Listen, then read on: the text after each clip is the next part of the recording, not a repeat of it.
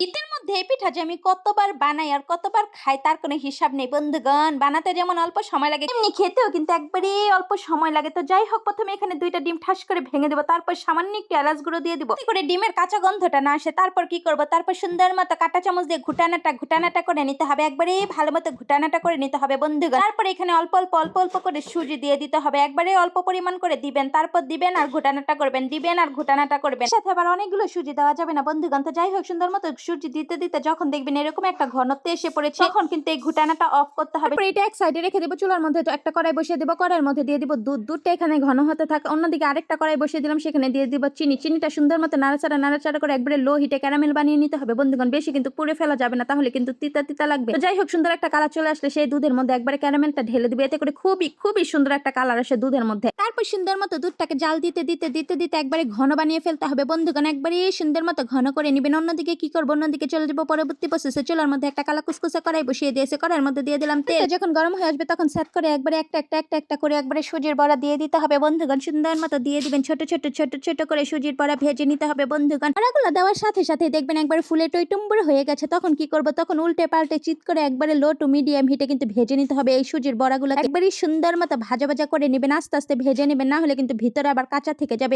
খাইতে জিভলাটা এত বেশি বড় হয়ে গেছে বন্ধুরা, বাচ্চাদের সুজিও কিন্তু হাতছাড়া করিনি। সুজি দিয়েও মজার জিনিস বানাই আর নিজেই খেয়ে ফেলে, বাচ্চা কি খাবে, নিজেই খাই, এত কুলপাই হোক। সুজির বড়াগুলো একবারে সুন্দর মতো উল্টে পাল্টে সুন্দর মতো ভাজাভাজি করে নিয়েছি। সুন্দর মতো যখন ভাজাভাজি হয়ে যাবে তখন সেট করে একবারে চুলা থেকে নামিয়ে নেব। তারপর কি করব, তারপর গরম পিঠাগুলো একবারে গরম দুধের মধ্যে ঢেলে দিব। গরম দুধের মধ্যে পিঠাগুলো সুন্দর মতো ঢেলে দিয়ে তারপর নাড়াচাড়া করে একবারে মিশিয়ে নিব। তারপর 10 মিনিটের মতো ঢাকনা দিয়ে রান্না করে নিতে হবে বন্ধুগণ। পিঠাগুলি সুন্দর মতো 10 মিনিটের মতো রান্না করে নেবেন। রান্না করা হয়ে গেলে সুন্দর মতো কি করব, ঢাকনা দিয়ে 1 ঘন্টার জন্য একবারে রেস্টে রেখে দিব, যাতে পিঠাগুলো একবারে রস খেয়ে টইটুম্বুর হয়ে যায়, নরম তুলতুলে হয়ে যায় বন্ধুরা। সুন্দর মতো এখন চুলা থেকে নামিয়ে নিব, নামিয়ে ঢাকনা দিয়ে একবারে 1 ঘন্টার জন্য রেস্টে রেখে দেব। 1 ঘন্টা পরে এসে দেখবেন আপনার পিঠাগুলো একবারে নরম তুলতুলে হয়ে গেছে, একবারে সফট হয়ে গেছে। এই যে স্বাদ বন্ধুরা বলে বোঝাতে পারবো না। পিঠাটা কিন্তু একবার হলেও আপনারা বাসায় রেডি করে দেখতে পারেন, খুবই মজার হয়। যখনই পিঠা খেতে ইচ্ছে করবে তখনই বাচ্চাদের সুজি নিয়ে এভাবে কিন্তু ফাঁকিবাজে একটা পিঠা বানিয়ে নিতে পারেন আপনারও। এত বেশি মজা এই পিঠাটা বলে বোঝানো সম্ভব না। আপনারা চাইলে কিন্তু শুধুমাত্র সুজির পিঠাটা ভেজেও খেয়ে নিতে পারেন, এত বেশি মজা হয়। ভাজা অবস্থায় একবারে অনেক বেশি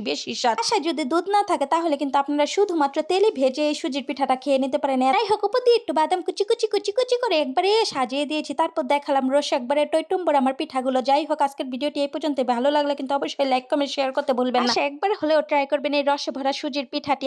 সবসময় ভালোবাসা দিয়ে যাবেন। আজকের মতো এই পর্যন্ত, আল্লাহ হাফেজ।